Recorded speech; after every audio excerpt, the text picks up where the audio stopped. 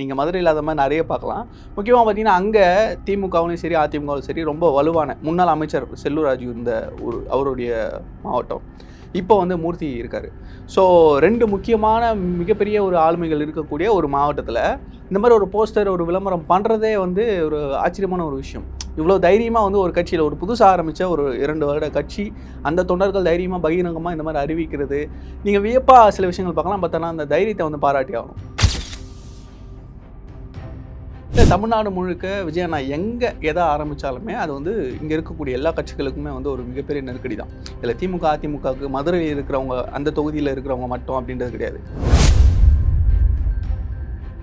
தன்னுடைய தொகுதி ரொம்ப சுலபமாக ஜெயிக்கக்கூடிய ஒரு தொகுதியாக இருக்கும்னு சூஸ் பண்ணுவாங்க. இன்னொன்று தமிழ்நாடு முழுக்க அவர் சுற்றுப்பயணம் இருக்கணும்.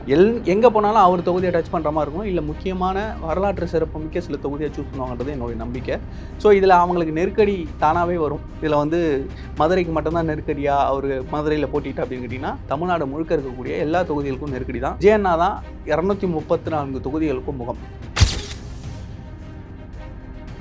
என்னதான் வந்து கட்சி புதுசாக இருந்தாலும் தொண்டர்கள் புதுமையாக இருந்தாலும் பல நிர்வாகிகள் வந்து முன்னாடியே பல கட்சிகளுக்கு வேலை செஞ்சு பல அரசியல் தளங்களில் இயங்கி அனுபவம் பெற்றவர்கள்லாம் இருக்காங்க. அவர்களுக்கான ஸ்கோப் இங்கே வந்து நிறைய இருக்குது. ஸோ அவங்கக்கிட்டேருந்து கேட்டு மற்றவங்களை கற்றுக்கிற மாதிரி தான் இங்கே இயங்கிட்டு இருக்காங்க. ஸோ முழுக்க என்ன தான் இந்த பக்கம் கூட்டணின்னு பேசினாலும் இந்த கூட்டணிக்கு போவாங்களா அந்த கூட்டணிக்கு போவாரா அப்படின்லாம் பேசினாலும் கட்சி கட்டமைப்பு மக்கள் பணி இதுதான் நம்மளை வந்து வெற்றி பாதை கொண்டு போய் சேர்க்கும் அப்படின்றத விஜய் நான் ரொம்ப தெளிவாக இருக்கார். ஸோ தாவேக எதை நோக்கி பயணிக்குதுன்னா வெற்றி. இன்றைக்கி வந்து இடி ஒரு ரைட் நடத்துகிறாங்க, அதில் விசாரணை போகுது அப்படின்னா பலரும் தலைமறைவாகிறாங்க. நீங்கள் ஒரு விசாரணை நடக்குதுன்னா விசாரணையை எதிர்கொள்கிறதுக்கான தைரியம் எப்போ வரும்னா நீங்கள் நேர்மையாக இருந்தீங்கன்னா வரும். அந்த நேர்மை இல்லாத பொழுது என்ன ஆகுதுன்னா தலைமறைவாகணும். இந்த தலைமறைவுக்கு ஒரு காரணம் சொல்லணும். அதுக்கப்புறம் இடி மேலே ஒரு சாயம் பூசணும். இது மத்திய அரசு காழ்ப்புணர்ச்சியில் பண்ணுதுன்னு சொல்லணும். அப்படி பண்ணக்கூடியவங்க விசாரணையை எதிர்கொண்டு போகலாம். ஆனால் நீங்கள் என்ன பண்ணுறீங்கன்னா உயர்நீதிமன்றத்துக்கு போய் ஒரு வழக்கு போடுறீங்க, இடி இந்த வழக்கை வந்து விசாரிக்கக்கூடாது அப்படின்னு சொல்லிட்டு அதே வழக்கு நடந்துகிட்டு இருக்கும்போதே உச்சநீதிமன்றத்துக்கு போகிறேன், நாங்கள் உச்சநீதிமன்றத்தில் போயிட்டு இதை பார்த்துக்கிறோம் அப்படின்னு சொல்கிறீங்க. அப்போ இங்கே இருக்கிற நீதிமன்றத்தை அவமதிச்சுட்டு நீங்கள் உச்சநீதிமன்றத்துக்கு போய் நீங்கள் வந்து ஒரு விஷயத்தை பெற்றுட முடியும் நம்புறீங்களா? அது என்னென்னா பயத்துடைய வெளிப்பாடு.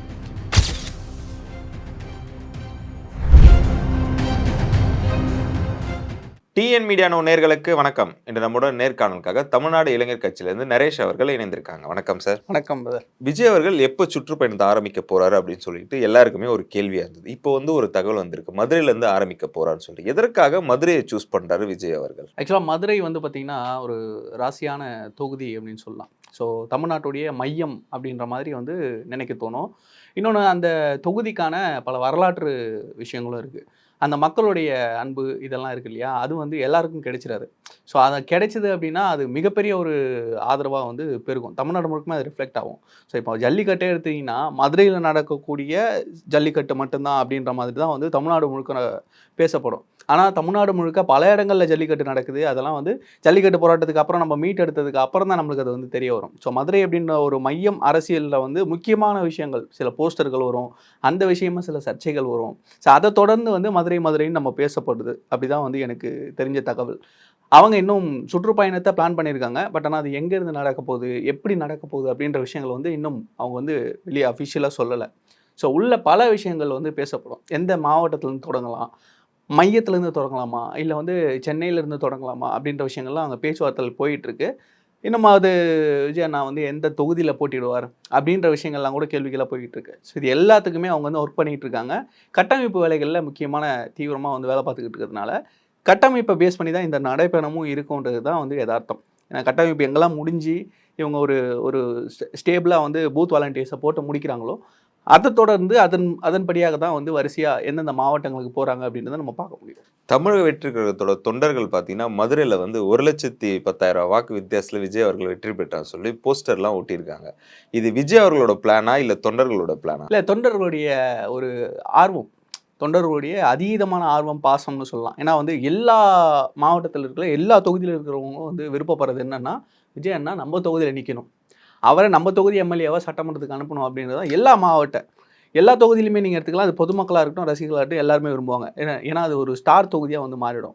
அந்த ஒரு தொகுதியை வந்து தமிழ்நாடு முழுக்க இல்லை, இந்தியா முழுக்க வந்து பேசப்படும்.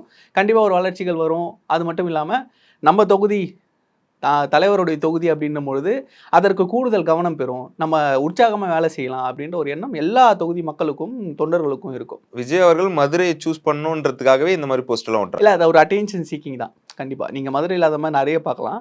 முக்கியமா பார்த்தீங்கன்னா, அங்க திமுகவுலயும் சரி, அதிமுகவுலும் சரி ரொம்ப வலுவான முன்னாள் அமைச்சர் செல்லூர் ராஜு இருந்த ஒரு அவருடைய மாவட்டம். இப்போ வந்து மூர்த்தி இருக்காரு. ஸோ 2 முக்கியமான மிகப்பெரிய ஒரு ஆளுமைகள் இருக்கக்கூடிய ஒரு மாவட்டத்தில, இந்த மாரி ஒரு போஸ்டர், ஒரு விளம்பரம் பண்றதே வந்து ஒரு ஆச்சரியமான ஒரு விஷயம். இவ்ளோ தைரியமா வந்து ஒரு கட்சியில ஒரு புதுசா ஆரம்பிச்ச ஒரு 2 வருட கட்சி, அந்த தொண்டர்கள் தைரியமா பகிரங்கமா இந்த மாரி அறிவிக்கிறது, நீங்க வியப்பா சில விஷயங்கள் பார்க்கலாம். பட் ஆனா அந்த தைரியத்த வந்து பாராட்டி ஆகணும். ஏன்னா அதற்கான எதிர்ப்புகள் லோக்கல் பாலிடிக்ஸ்ல நீங்க போஸ்டர் செவுருல வரையறது, இதெல்லாம் வந்து ஒரு மிகப்பெரிய ஒரு அடிதடி வரைக்கும் கொண்டு போய் விடக்கூடிய ஒரு விஷயம். அதையெல்லாம் தாண்டி இவங்க பண்றாங்க அப்படின்னா, அந்த ஒரு அபரிமிதமான ஒரு நம்பிக்கையும், ஒரு ஆர்வமும் தளபதி நம்ம தொகுதியை நோக்கி பார்க்கணும் அப்படின்ற ஒரு விஷயம் தான். ஸோ அத வந்து நோக்கி தான் இந்த போஸ்டர் நம்ம பார்க்குறோம். இப்ப நீங்க சொல்லியிருந்தீங்க, ஏற்கனவே பார்த்தீங்கன்னா, ஏடிஎம்கேல செல்லூர் ராஜு இருக்காங்க. டிஎம்கேல வந்து மூர்த்தி அவர்கள் அமைச்சராக இருக்காங்க. இந்த 2 கட்சிக்குமே திரும்ப ஒரு நல்ல ஒரு நெருக்கடியை குடுக்கணும் அப்படின்றதுக்காக தான் மதுரையில வந்து சுற்றுப்பயணத்த ஆரம்பிக்க போறான்னு சொல்லிட்டுலாம் சொல்றாங்க. இத எப்படி பார்க்குறீங்க? இல்ல தமிழ்நாடு முழுக்க விஜய் அண்ணா எங்க எத ஆரம்பிச்சாலுமே, அது வந்து இங்க இருக்கக்கூடிய எல்லா கட்சிகளுக்குமே வந்து ஒரு மிகப்பெரிய நெருக்கடி தான். இதுல திமுக, அதிமுகவுக்கு மதுரையில் இருக்கிறவங்க, அந்த தொகுதியில இருக்கிறவங்க மட்டும் அப்படின்றது கிடையாது. இப்போ நம்ம V for Vikravandi, V for வெற்றி கழகம்ன்ற மாரி வி ஃபார்முலா போயிட்டு இருக்குன்றதெல்லாம் சிலர் பேசுறாங்க இல்லையா? ஸோ வி ஃபார் வேலூர் வரும், வி ஃபார் விழுப்புரம் வரும். நெறைய தொகுதிகள் அந்த மாரி இருக்கு. எல்லாருக்குமே ஒரு ஒரு எண்ணம் இருக்கும். ஸோ அவங்க சுற்றுப்பயணமா இருக்கட்டும், இல்லன்னா போட்டியிடக்கூடிய தொகுதியா இருக்கட்டும், இது எல்லாமே வின்னிங் எப்படி இருக்கு? எந்த தொகுதி ரொம்ப சின்னதா இருக்கு? நம்மளால ஈஸியா எப்படி கேம்பெயின் பண்ண முடியும்?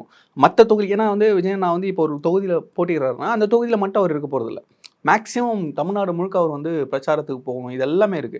அத தாண்டி அந்த தொகுதியில நம்மளுடைய தொண்டர் பலம் எப்படி இருக்கு? மக்களுடைய ஆதரவு எப்படி இருக்கு? இதெல்லாம் பார்த்து தான் ஒரு தொகுதிய வந்து சூஸ் பண்ணுவாங்க.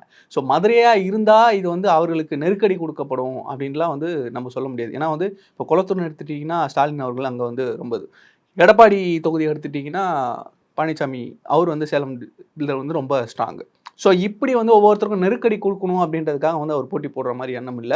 ஸோ தன்னுடைய தொகுதி ரொம்ப சுலபமா ஜெயிக்கக்கூடிய ஒரு தொகுதியா இருக்கும்னு சூஸ் பண்ணுவாங்க. இன்னொன்னு தமிழ்நாடு முழுக்க அவர் சுற்றுப்பயணம் மேற்கொள்ளணும். எங்க போனாலும் அவர் தொகுதிய டச் பண்ற மாரி இருக்கணும். இல்ல முக்கியமான வரலாற்று சிறப்புமிக்க சில தொகுதிய சூஸ் பண்ணுவாங்கன்றது என்னுடைய நம்பிக்கை. ஸோ இதுல அவங்களுக்கு நெருக்கடி தானாவே வரும்.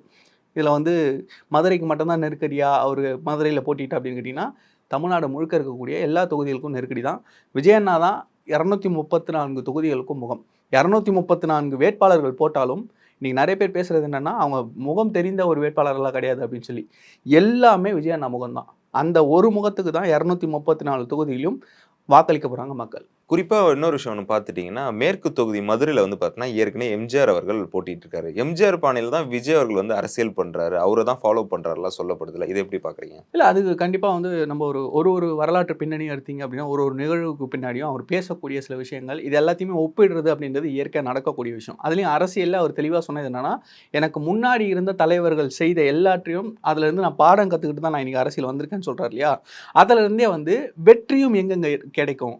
அது அது அந்த வெற்றி வந்து எதிர்காலத்துக்கு நம்ம கட்சிக்கு எப்படி வந்து உதவும்? இது எல்லாத்தையுமே வந்து பார்ப்பாங்க. ஸோ அந்த வகையில எம்ஜிஆர் அவர்கள் போட்டியிட்டு அன்றைக்கு வெற்றி பெற்ற மதுரை தொகுதி அப்படின்னு நம்ம சொல்லலாம். அந்த தொகுதிய சூஸ் பண்றாங்க அப்படின்னா, அதுக்கு பல காரணங்கள் இருக்கும். ஒரே ஒரு காரணமா இருக்காது. அப்படி எடுத்துட்டீங்கன்னா, காமராஜர் போட்டியிட்ட தொகுதின்னு ஒண்ணு வரும். முதல்ல குடியாத்தத்தில போட்டியிட்டாரு. அந்த குடியாத்தம் தொகுதி சூஸ் பண்ணலாமா? இல்லையானா அது பட்டியலினத்தில வருது அப்படின்னா, வேற ஏதாவது தொகுதி, வேற ஏதாவது வரலாற்று சிறப்பு மிக்க தொகுதிகள் இருக்கா? அப்படின்றதையும் தேர்ந்தெடுத்து தான் அவங்க சூஸ் பண்ணுவாங்க. ஸோ அது நம்ம வந்து ஒரே ஒரு காரணத்துக்காக இந்த தொகுதி சூஸ் பண்ணுவாங்கன்னு நம்ம சொல்ல முடியாது. இந்த போஸ்டர், இந்த மாதிரி அறிக்கைலாம் வருதுல்ல. அதிகாரப்பூர்வமா எதுவும் வரல. இத பத்தி விஜய் அவர்களோட எண்ணம் என்னவாக இருக்கும்? கண்டிப்பா வந்து இது சில சில விஷயங்கள் நகைப்புக்குரியதா இருந்தாலும், அவர் வந்து இன்னும் மெச்சூர்டா ஆக்கணும். தொண்டர்கள வந்து மெச்சூர்ட் ஆக்கணும். பொலிடைசைஸ் பண்ணணும் அப்படின்றத முயற்சிகள் பண்ணிட்டு இருக்காரு. ஸோ அவங்களுக்கான நெறைய பயிலகங்கள் நடக்குது. அரசியல் பயிலரங்கங்கள் அவங்க நடத்திட்டு இருக்காங்க. இன்டர்னலா மாவட்டத்துக்குள்ளார பல மாவட்டங்கள்ல நம்மளால அவங்க பயிலரங்கங்கள் நடத்தி அவங்க ட்ரெயின் ஆகுற விஷயங்கள வந்து பார்க்க முடியும். என்னதான் வந்து கட்சி புதுசா இருந்தாலும், தொண்டர்கள் புதுமையா இருந்தாலும், பல நிர்வாகிகள் வந்து முன்னாடியே பல கட்சிகளுக்கு வேலை செஞ்சு, பல அரசியல் தளங்கள்ல இயங்கி, அனுபவம் பெற்றவர்கள்லாம் இருக்காங்க. அவர்களுக்கான ஸ்கோப் இங்க வந்து நெறைய இருக்கு. ஸோ அவங்க கிட்டேருந்து கேட்டு மத்தவங்கள கத்துக்கிற மாரி தான் இங்க இயங்கிட்டு இருக்காங்க. ஸோ முழுக்க முழுக்க என்னதான் இந்த பக்கம் கூட்டணின்னு பேசினாலும், இந்த கூட்டணிக்கு போவாங்களா? அந்த கூட்டணிக்கு போவாரா? அப்படின்லாம் பேசினாலும், கட்சி கட்டமைப்பு, மக்கள் பணி இதுதான் நம்மள வந்து வெற்றி பாதை கொண்டு போய் சேர்க்கும் அப்படின்றதுல விஜய் அண்ணா ரொம்ப தெளிவா இருக்காரு. ஸோ தாவேகா எதை நோக்கி பயணிக்குதுன்னா வெற்றி. வெற்றின்ற இலக்க நோக்கி பயணிக்கும் பொழுது, நம்முடைய கட்டமைப்பு, நம்மளுடைய பேஸ் ஸ்ட்ராங்காக இருந்தது அப்படின்னா எவ்வளோ உயரம் வேணாலும் அந்த கட்டடம் வந்து எழும்பும். ஸோ அதை இலக்காக வச்சு தான் இன்றைக்கி போயிட்டுருக்காங்க. ஸோ கட்டமைப்பு கடந்த வாரம் கூட ஒரு அறிவிப்பு வெளியிருந்தது. இத்தனை லட்சம் தொண்டர்களை வந்து நீங்கள் போடணும், போஸ்டிங்ஸை போட்டு முடிங்க அப்படின்னு சொல்லிட்டு டெட்லைன்லாம் கொடுத்துருக்காங்க. ஸோ அந்த டெட்லைன் முன்ன பின்ன ஆனாலும் அந்த போட்டு முடிக்கிறதுக்கான வேலைகளில் நிர்வாகிகள் பம்பரமாக சுழன்றுட்டு இருக்காங்க. அதை நம்ம பார்க்க முடியுது. அரசியல் வட்டாரங்களில் இன்னொரு விஷயம் சொல்லப்படுது. என்னன்னா, விஜய்க்கு ஆப்போசிட்டா சிவகார்த்திகேயன் அவர்களை டிஎம்கே சைடு வந்து வளர்த்து விட்டுட்டு வராங்க அப்படின்ற மாதிரிலாம் செய்தி வந்துட்டு. குறிப்பா எக்ஸாம்பிள் பார்த்தீங்கன்னா, ஜனநாயக படமும், பராசக்தி படமும் ஒண்ணா ரிலீஸ் பண்ண போறாங்க பொங்கலுக்கு அப்படின்ற மாதிரிலாம் இருக்கு. இது எப்படி பார்க்குறீங்க? பராசக்தி படம் வருமா? எனக்கு ஏன்னா அந்த சந்தேகம் இருக்குது. ஏன்னா அந்த படம் பிரச்சனையில் இருக்குது. நான் வந்து அதில் சிவகார்த்திகேயனையோ இல்லை படத்துக்கான கிளாஷ் அப்படின்ற மாதிரி பார்க்கல.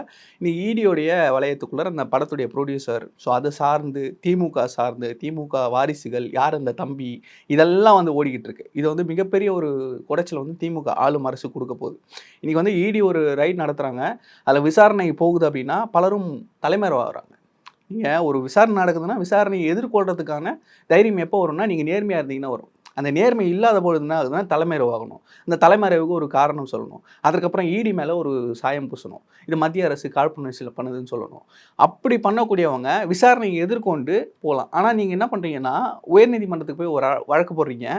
ஈடி இந்த வழக்கை வந்து விசாரிக்கக்கூடாது அப்படின்னு சொல்லிட்டு அதே வழக்கு நடந்துகிட்டு இருக்கும்போதே உச்சநீதிமன்றத்துக்கு போகிறேன், நாங்கள் உச்சநீதிமன்றத்தில் போயிட்டு இதை பார்த்துக்கிறோம் அப்படின்னு சொல்கிறீங்க. அப்போ இங்கே இருக்கிற நீதிமன்றத்தை அவமதிச்சுட்டு நீங்கள் உச்சநீதிமன்றத்துக்கு போய் நீங்கள் வந்து ஒரு விஷயத்தை பெற்றுட முடியும் நம்புறீங்களா? அது என்னன்னா பயத்துடைய வெளிப்பாடு. ஒரு இடத்துல தவறு நடந்துருச்சு அப்படின்னா அதை திருத்திக்கிறதுக்கான முயற்சிகள் ஈடுபடணும். அதில் எதுவும் படலை.